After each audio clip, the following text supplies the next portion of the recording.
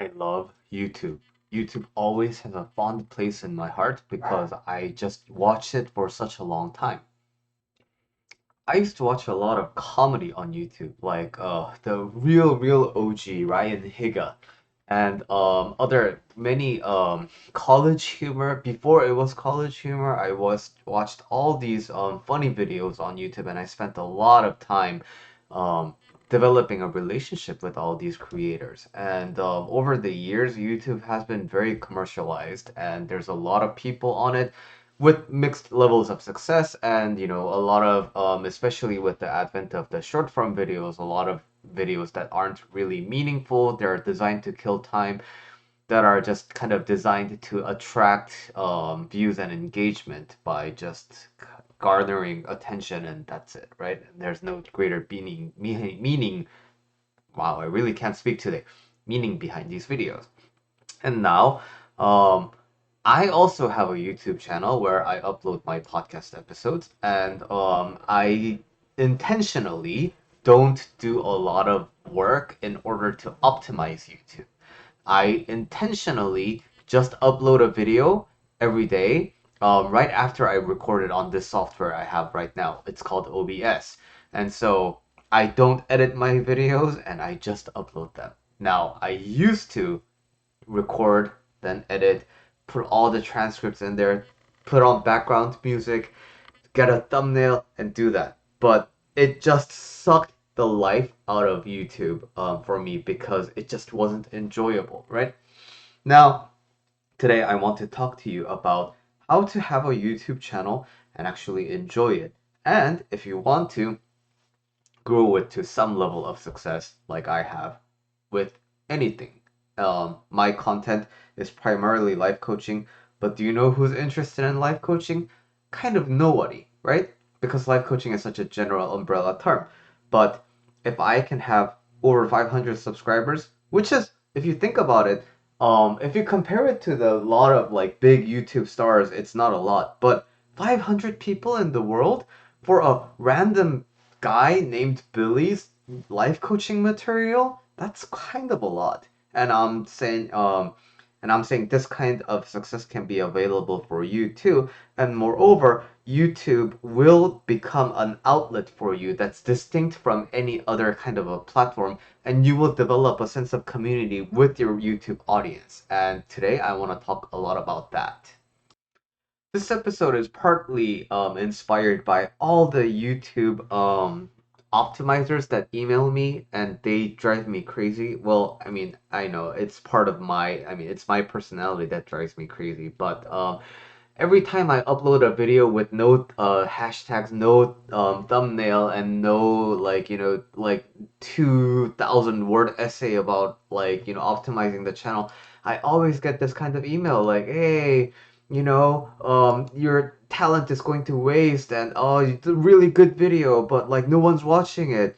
But the thing is, like, I have people watching my videos. It's not a lot by other means, but like, have you tried to talk about your stuff to a random person? Like, would they listen? No. So 17 people watched my video. That's 17 people listening to me. That's a lot.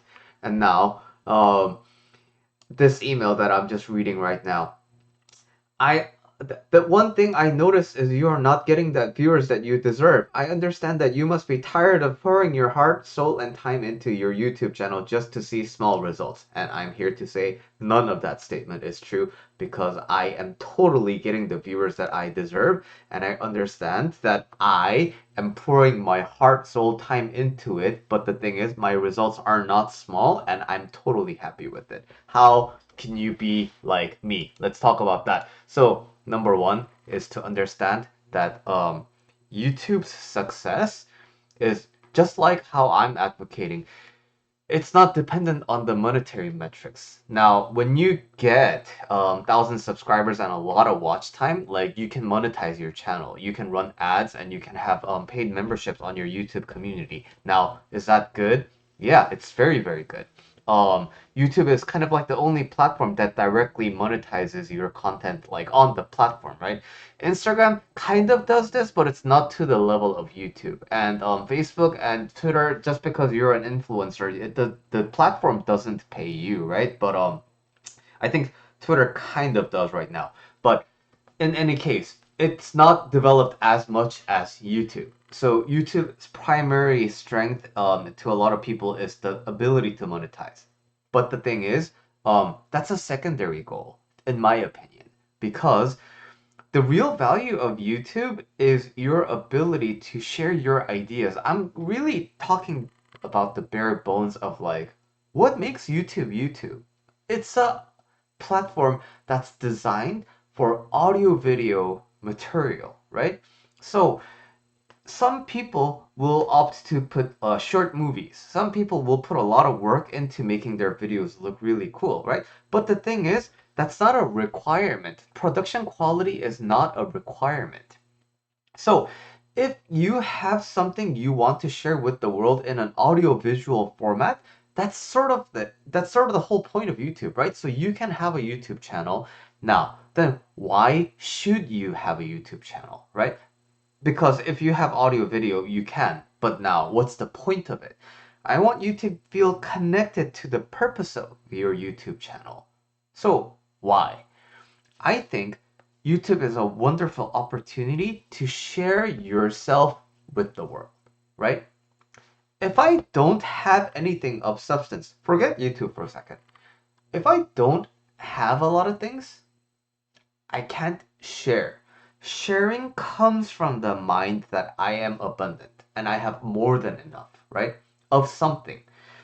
That kind of mindset allows me to share. So, if I have a lot of life coaching material inside of my brain, and and people can steal from me, people can quote me all the time, but the thing is, there's way more where that came from.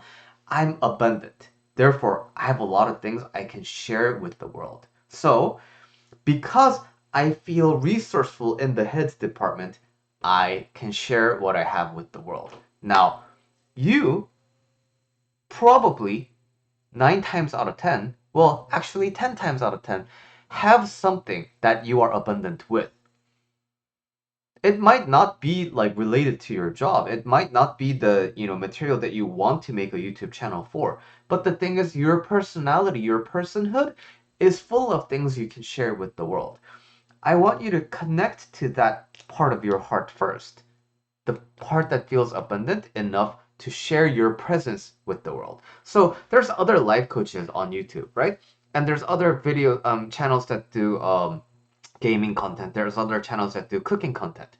But your distinct flavor comes from you, and the more you want to share yourself with the world, the simpler that process becomes. You just turn on the camera and you become yourself. So um, again, just to summarize until now, YouTube is a audio-visual platform, and now production quality, of course, improves the quality of your video.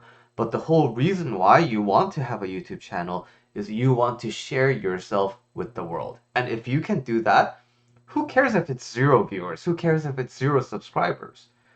You've shared yourself with the world, and the people, if they become interested, they can learn later more about you.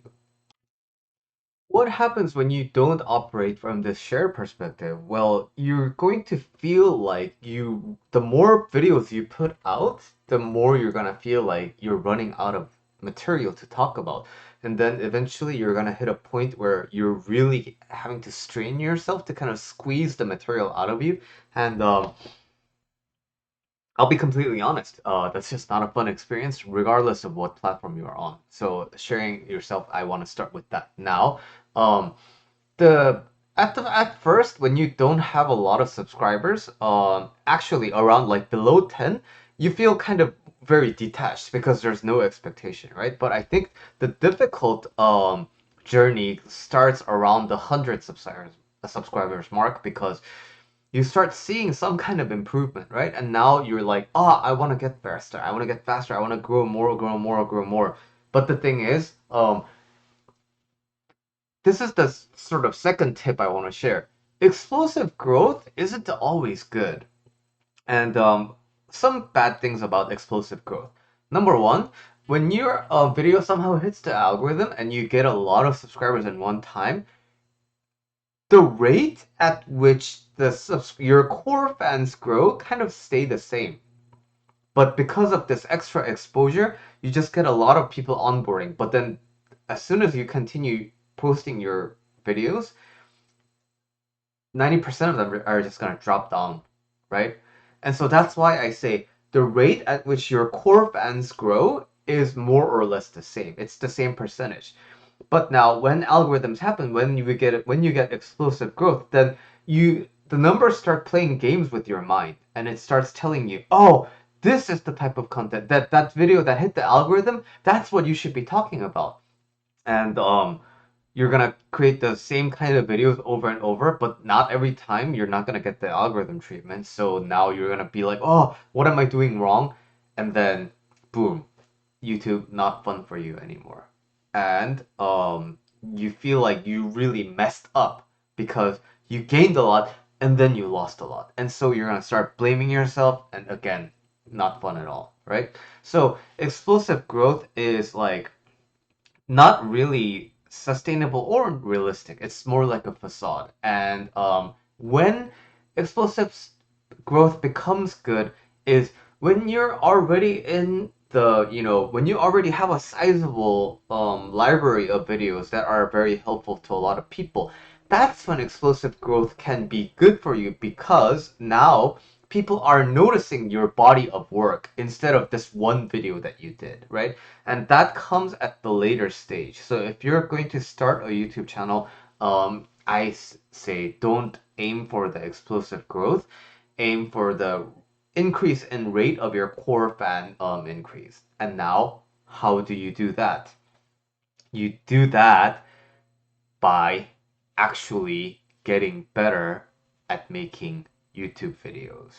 So, which means if you're starting out, it's very, very beneficial for you to start out with the premise that you're not that good. Number one, whatever your expertise may be, um, you may be really good at your expertise, but on YouTube, you're not that good. You don't know the experience of like uploading videos and taking care of the your library of videos into playlists and interacting with your community with comments and all the other things that go into taking care of a YouTube channel. You have to start out with the premise that you're probably not that good at it.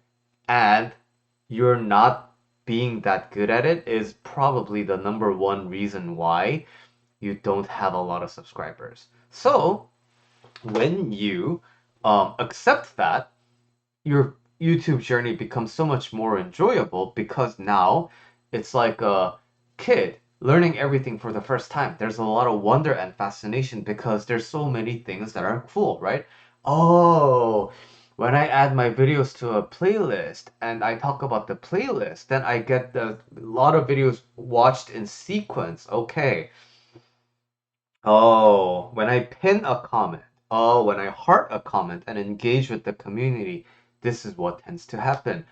Oh, when I put a lot of stuff in my descriptions and like hashtags on the description, the top three, this is something that happens. Oh, when I experiment with different styles of thumbnail, this is what happens. Oh, when I use copyrighted music, this is what happens. So all those things can only be kind of accrued over time. I can tell you about the best practices. I can tell you about, hey, when you have little blah blah blah blah, all these tips and tricks that a lot of YouTube people use. But the thing is, it's not going to be really integrated into your knowledge set until you feel the difference between doing that action and not doing that action, right? So these are all kind of the YouTube meta game I'm talking about in terms of what kind of titles should I use, and what kind of thumbnail, what kind of tags should I tag my video with and such. But um I'm not of course, those things can help you, right? SEO, YouTube is a search algorithm driven like a video platform. So of course, if you optimize your material for better searches, it can be good. Like for example, if you have your entire transcript of your video and you just make that part of the descriptions, or better yet, like put captions on it, then guess what? That's another text thing that the video can index, that the backend engine can index to give you better search results, right? So those are good. But now, um, when I say improve your YouTube skills, what I'm also saying is you gotta develop the skill of differentiating between the stuff that you really want to talk about by yourself versus stuff that people actually want to hear. Stuff that people will actually get a lot of value from. And once you figure that piece out, I think that experimenting with that and continuing to develop your approach with what people like is what will give you a sustainable boost in your YouTube channel. And I talk about this in my when you go to the analytics tab of your YouTube channel, there's a graph, right? And I always tell my students the graph that you're kind of looking to have is a graph that trends upwards slowly over time instead of spike, spike, spike, right? So if it's a spike after spike, chances are you're not uploading that frequently. If it's a spike and then big down, that probably means that you're generally doing whatever you want to do, but then you had one video that hit the algorithm and such. So generally trending upwards comes from having a kind of a material that people will enjoy watching, and it's gotta be a mix of something that you want to talk about. So let me word it this way: it's going to be what you want to talk about, but adapted into common people language. So if you look at my YouTube channel, the early on material is like strictly stuff that I want to talk about. And if you listen to my podcast, if you've seen my emails, if you've seen my blog posts, you know that I like to talk a lot. I like to be verbose. I like to give you a lot of details in one shot. So my YouTube videos always ended up being like 20 something minutes. Now, that's good from my perspective because I got everything out of the way. But is it good for the normal viewers who are just trying to have a relaxing time away from the daily, grind? No. It doesn't matter how good my material is. No one is gonna really sit down through a 30-minute video from a non-famous person who isn't really reliably guaranteed to give you good content, right? So what if you spend all this time and you don't like what this guy says, or it wasn't really helpful at all, right? You don't want that kind of experience imparted upon your viewers. So at first, if you're going to just talk about the stuff that you like, then you have to come to it from a angle of I'm expecting zero subscriber growth from this video. I'm just saying this for purely my pleasure, right? And then here's something that I noticed on my YouTube algorithm feed. I see a lot of horizontal videos, so not short videos like TikTok or Reels. I see a lot of horizontal videos that are 2 minutes or less, like 90 seconds ish. And I was wondering why I get recommended so many of these. It's because I watch a lot of those, right? Especially because a lot of people stream, and streams are something 8 hours, 4 hours long. But a very good moment for the stream is called like a clip. And when you have that clip, people usually like to watch the clip. A clip is usually like 5 seconds, but the thing is, people want to know the context around that clip, right? So like, why was this clip explosively good? And then boom, that moment, and then the video ends shortly. So I noticed that, okay, so short videos are probably very much in demand, regardless of whether it's horizontal or vertical. Now, I used to upload a lot of YouTube shorts, but the thing is, when I watch shorts, I don't usually watch life coaching material. When I watch shorts, I watch like sports, I watch games, I watch celebrity news, and like anybody else, I want to kill time with short form content. Now, is my content going to is my life coaching content going to compete with that? Now, that's a strategic decision for me, right? I could choose to do so with zero attachment. But when I do that, I keep getting commenters and people who engage with my comment in ways that I don't like. I don't want to foster that kind of behavior in my YouTube channel. So again, I make a strategic decision to, you know what? I am not going to upload short form videos like the vertical videos, right? So I made the pivot to short term video. Okay, so given my material and given my expertise as a life coach, how can I make sub 2 minute videos? How can I make like 90-second videos? And if you're new to this, it's going to be a challenge, especially for me because again, I'm a very verbose guy. I like to talk a lot. So how did I get over this issue? Well, it was a lot of problem solving. Okay, how can I talk for something? How can I talk about something for 90 seconds? What's my resistance to that? The resistance is I want to be comprehensive. I don't want to be misunderstood. I want to give people the full context around everything. That's why I keep talking so much. And so I was like, okay, so how can we fix that problem? What if we explicitly say that, you know what? This video is a gross oversimplification for the purposes of education. And then came my video series called Simply Answered, where I take a very common answer. I usually take my questions from Reddit and I just give people the starting point of an idea of how to come to a solution for that problem. So, for example, oh, I have imposter syndrome and I feel very insecure when I go to work because I feel like I'm going to be exposed, right? So, now can I give you a whole spiel for like 40 minutes about what imposter syndrome is and how to like avoid that? Yeah, of course I can do that. But now, is that going to be watched by people? No. Now, is that okay? Yeah, because I'm fine with that. But at the same time, if I want to engage with my people, if I want to make my material more accessible, then that's probably not a good way for me. Okay, so how can I simplify this? Well, imposter syndrome usually comes from the idea that no matter what you do, there's no justification. You can have a doctorate degree and still feel like an imposter, right? So it's the part of the mind that constantly tells you that other people are clearly better than you are, right? And no matter what you do, you are going to suck. And now, I guess I just picked that one part. Okay, you know what? Hey, for this Simply Answered video, I'm going to tell you why you have imposter syndrome. Guess what? Imposter syndrome is not based on reality, not based on objective reality. Because you could have a PhD, and do you know how hard it is to get a PhD and how time consuming it is to get a PhD?